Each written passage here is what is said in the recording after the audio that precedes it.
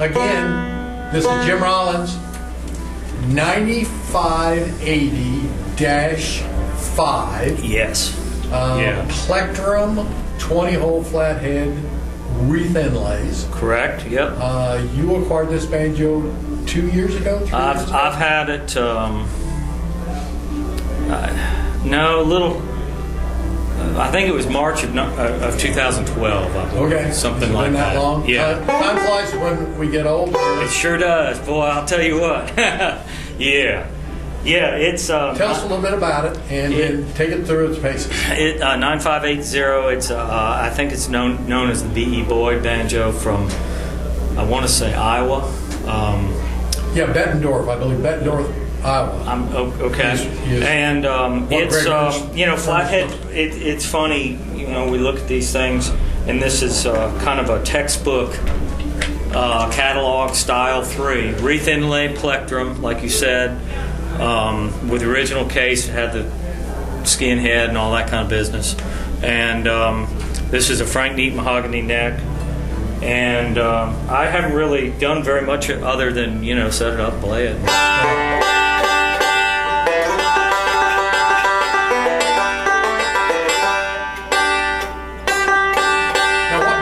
Have on it right now? This is a Ronnie Bales bridge. Yes. It's about a 656, and honestly, I have a lot of problems with my right hand, and it just seems like a higher bridge helps me a little bit, and a little wider spacing. I use a crow spacing, but that's just. Yeah, everybody should have a problem with their right hand because I'm like you do. Well, thank you, but.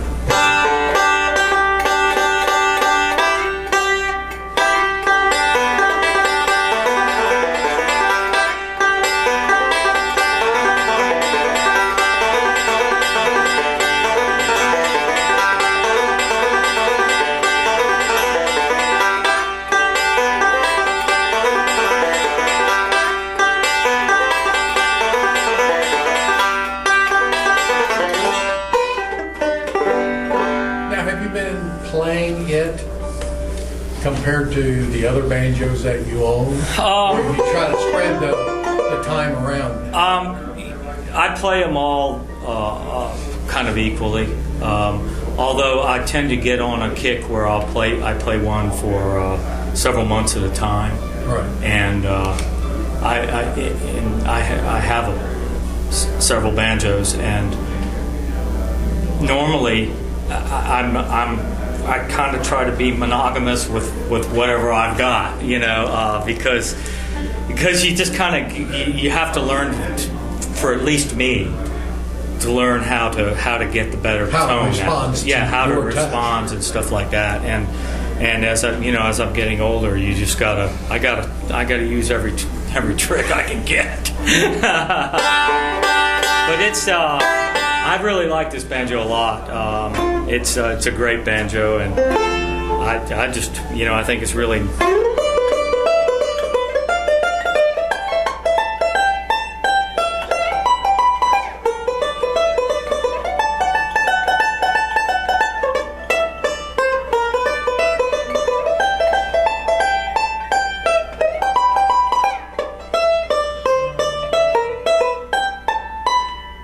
Pull such beautiful tone when you do those passages. Thank you. It's Now you also own an original RB75, the Reverend Odell. Yeah. And you acquired that 8 years ago? I've had that 7 or 8 years ago. Yeah. I kept remembering a guy calling me on the telephone saying, "I'm going over," and I said, "You're going to come home with it." Now, how do you compare the tone between the two? If I was going to say, I think the Odell banjo is a little bit more of a powerhouse. It's a power banjo, and this one's a little more, I guess I would call it tone refined. Yeah, and like they're all, you don't need a whole lot. They're banjos, man. Yes. You don't need that much power. Right. Just ask the people that play in the group with you. Yeah, there you go. You don't need that power.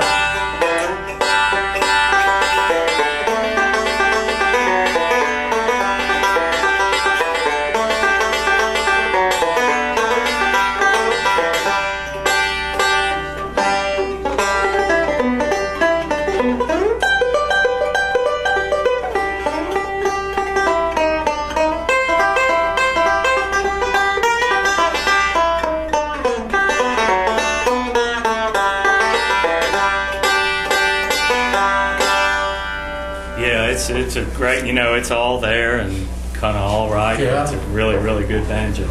I feel very lucky to have it. Ready to try another one? All right, so That's my 116. this is a 116 banjo.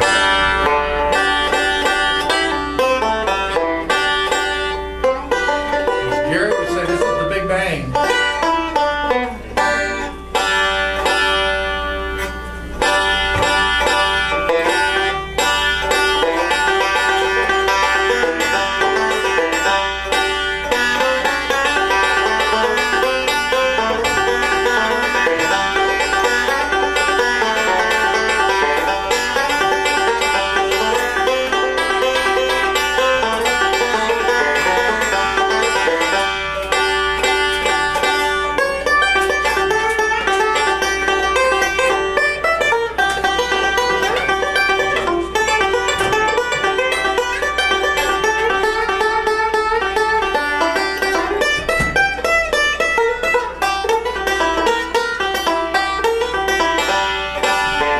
Sounding banjo too, yeah. I mean, they're all great. They're all great in different ways, They're just, you know. Each one of them are uniquely different.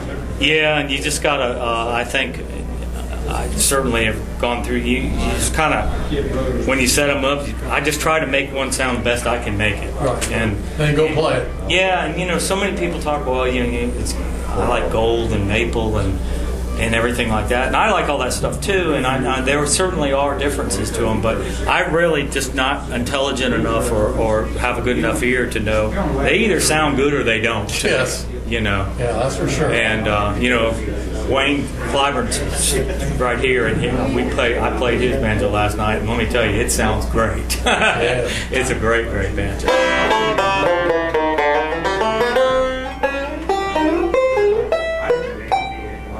Hey, Jim, sitting in the chair right next to you is a littermate to your 9580-5, and this one just kind of has appeared on the marketplace. Right. I'm fortunate enough now to own this banjo. It's 9580-18.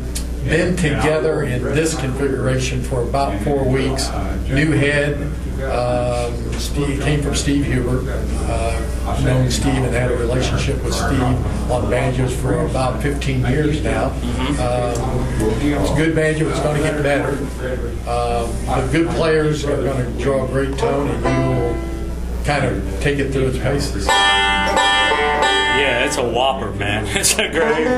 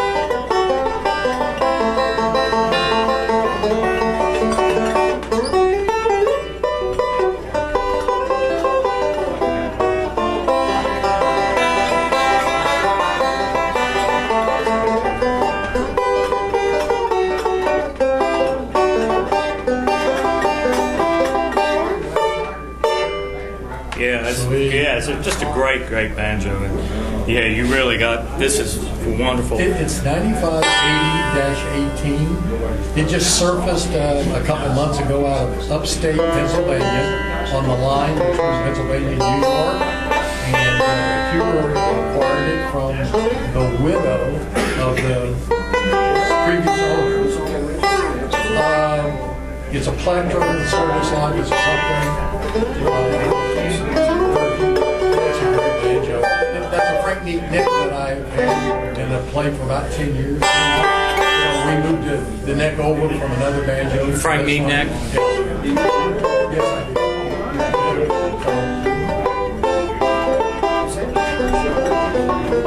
Well, the 312 which I sold to Dr. John B.